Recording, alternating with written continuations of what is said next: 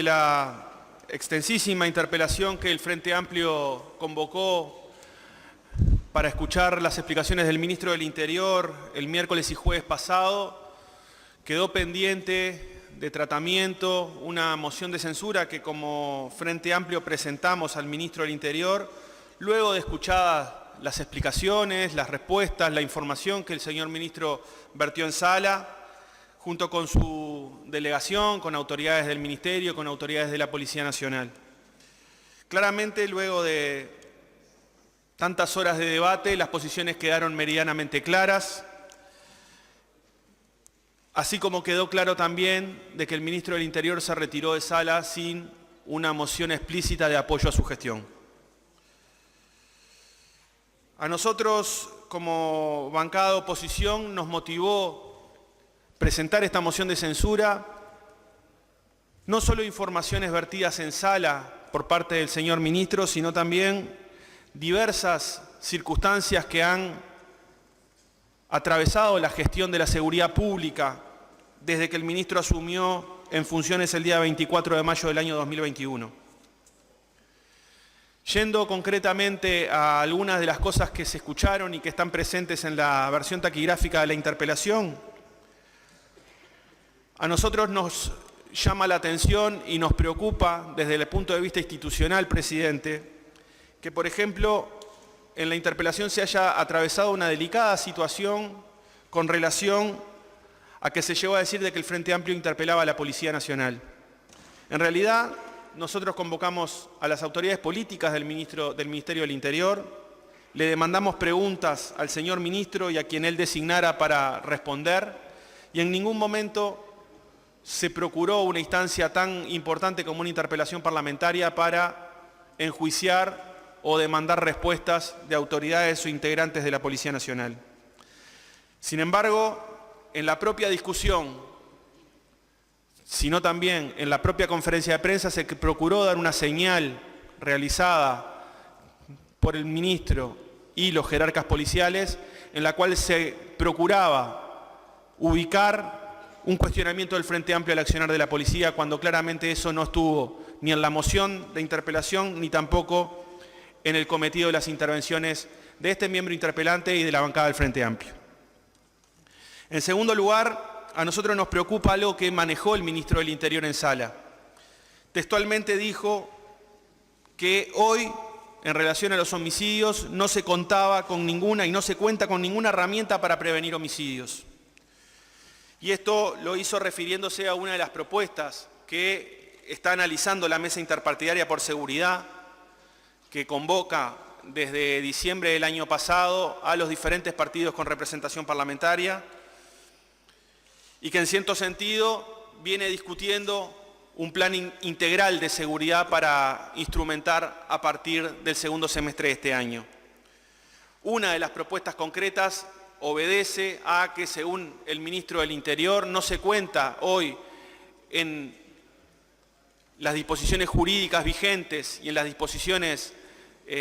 administrativas de funcionamiento del Ministerio del Interior con ninguna herramienta para prevenir homicidios, reconociendo la gravedad de lo que ha pasado con los mismos a partir del año pasado y que se sigue manteniendo los primeros 6 meses de este año 2023. Refiriéndose a esta propuesta que se está analizando en la mesa interpartidaria, el ministro se preguntó: ¿por qué no somos realmente abiertos y en el buen sentido progresistas? ¿Por qué no probar?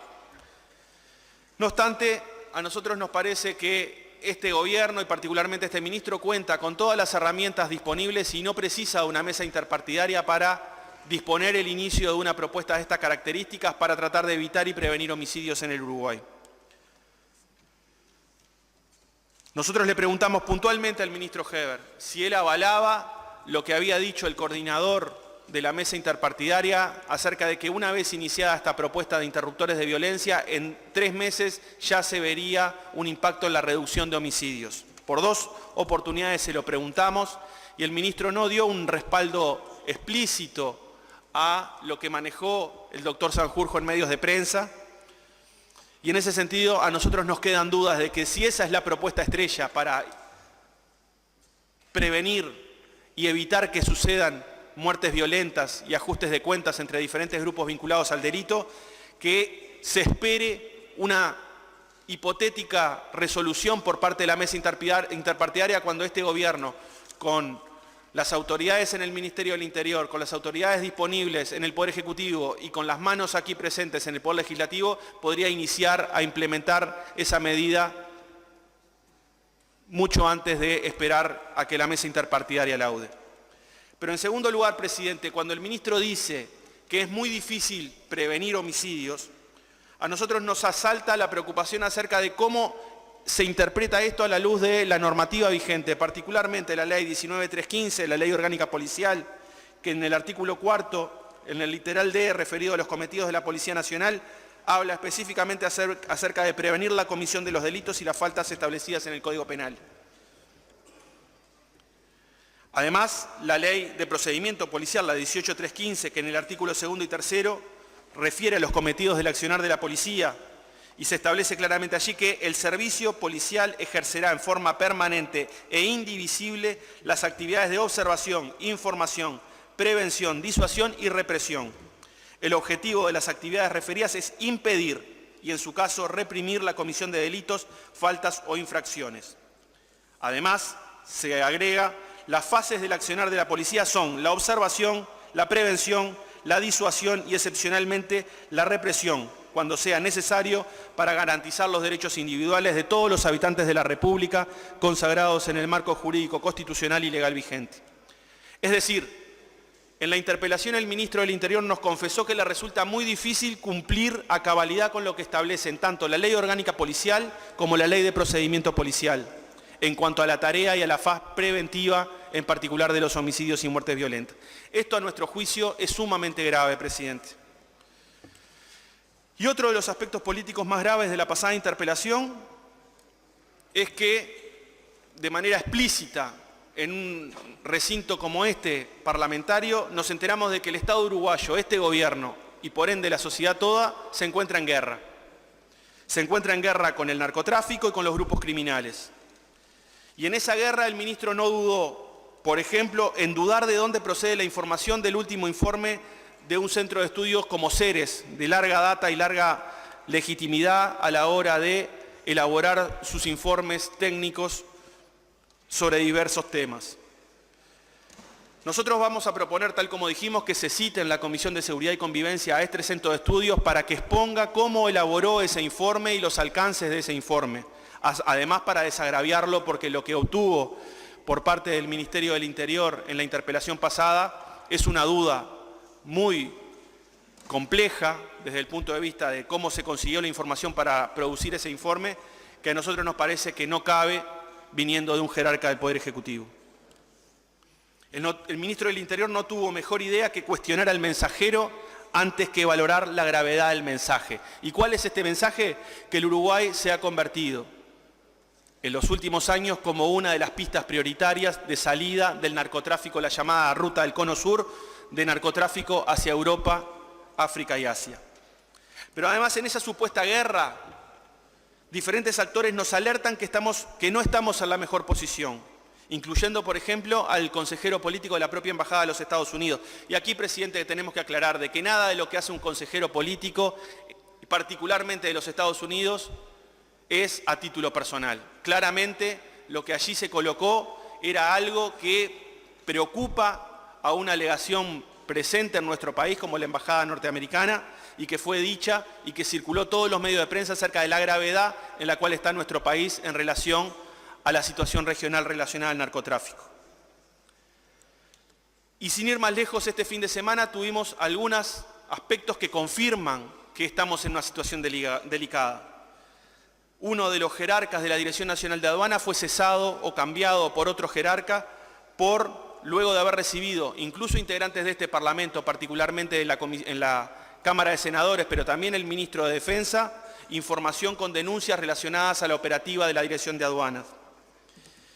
En esta guerra, entre comillas, presidente, porque nosotros no pensemos que estamos inmersos en esa situación, o si lo estamos perdiendo y estamos yendo a esa guerra con un escarbadiente, uno de nuestros principales referentes, que es el ministro del Interior,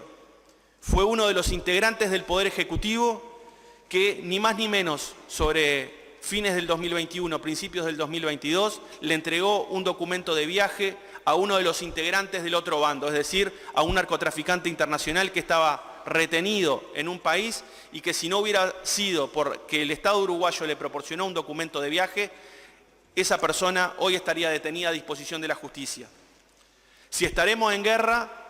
que le estamos dando desde nuestro principal referente en la misma, la información y los salvoconductos para que un narcotraficante internacional ande suelto y siga haciendo de las suyas por el mundo entero. Pero además en esa supuesta guerra que nosotros sostenemos está impactando de manera dramática en los barrios más humildes de la zona metropolitana, de Montevideo, de todo el interior del país, se olvida o se deja pasar olímpicamente de que esa guerra se debería dar analizando las cuentas bancarias del lavado de activos, analizando las pistas de la logística por donde atraviesan los productos provenientes del narcotráfico, ya sean armas, drogas o dinero. En esta guerra solamente se está enfocando a una parte que es el narcomenudeo y el ministro mismo lo confesó. Cuando fue interpelado por el Frente Amplio en la Cámara de Senadores nos dijo que había 45 grupos criminales identificados en el mes de junio del año 2022 y nos encontramos en la interpelación que luego, en junio de 2023, de esos 45 grupos no hay ninguno desarticulado. A lo sumo puede haber alguno inactivo y que en realidad hoy son 49. Estamos asistiendo a una puesta política de una supuesta guerra al narcotráfico que está dejando a los principales actores por fuera del radar de la represión y la prevención por parte del Estado uruguayo y particularmente del Ministerio del Interior. En el primer semestre del año 2022, presidente, los homicidios fueron de 1 de enero al 30 de junio 188. Según nuestras cuentas, el primer semestre del 2023, es decir, exactamente el mismo periodo, cerró con una cantidad de homicidios de 190. El ministro nos explicó, como tesis fundamental, que estos homicidios y estas muertes obedecen prioritariamente a conflictos entre grupos criminales. Sin embargo, cuando le preguntamos concretamente cuántas de estas muertes están vinculadas directamente a alguno de estos 45 o 49 grupos criminales, el ministro nos admitió que no tenía esa información en sala y que debería revisar los análisis del sistema de gestión de seguridad pública para respondernos. Ante esta gravedad, presidente, de la situación de las muertes violentas, ¿con qué nos encontramos? Nos encontramos con un relato muy elaborado y sustentado por cifras del propio observatorio que aparentemente estamos mejor que antes. Pero a nosotros no nos parece de que si los homicidios en el primer semestre de este año siguen en la misma tendencia y en el mismo nivel que el año pasado, cuando aumentaron un 25%, estemos por el buen camino. Y esto lo ha sido reconocido por el presidente de la República, por el propio ministro del Interior y en algún sentido también por diputados aquí presentes, diputados y diputadas aquí presentes. Ante esta gravedad inusual, no vemos que el ministro del Interior se encuentre con las herramientas a su alcance para revertir y devolver la tranquilidad a la ciudadanía uruguaya que ha colocado la seguridad pública como su principal punto de preocupación. Y mucho más.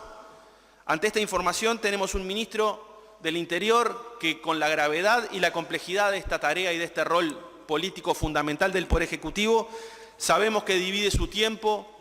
entre las responsabilidades de ser ministro y las actividades de la campaña en la cual él es un dirigente nacional de su lista partidaria. Y le asiste todo derecho en hacerlo, pero no cuando se es ministro y se tiene que dividir el tiempo con una tarea tan compleja y tan importante para el conjunto de la ciudadanía uruguaya como es devolverle la tranquilidad a la población.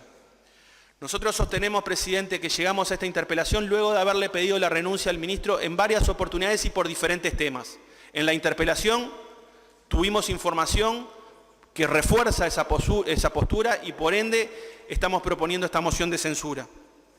para que se discuta aquí en la Cámara.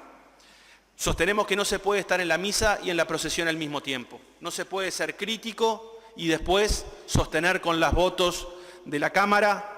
una gestión que a todas luces es insuficiente e insatisfactoria para devolver la tranquilidad a los uruguayos. Y cerrando, presidente, nosotros pensamos que en la interpelación y se lo hicimos saber al propio ministro del Interior. Se le reconocieron algunos gestos, sobre todo la convocatoria a los diferentes partidos para elaborar propuestas y discutir escenarios posibles para que todos salgamos de alguna manera con una iniciativa conjunta en materia del combate a la inseguridad y al combate a los homicidios. Sin embargo, sostenemos que con la información vertida en la interpelación por el señor ministro, no nos queda más remedio que proponer al cuerpo que discuta y analice y en su caso final se expida sobre la moción de censura que acabamos de presentar. Muchas gracias, presidente.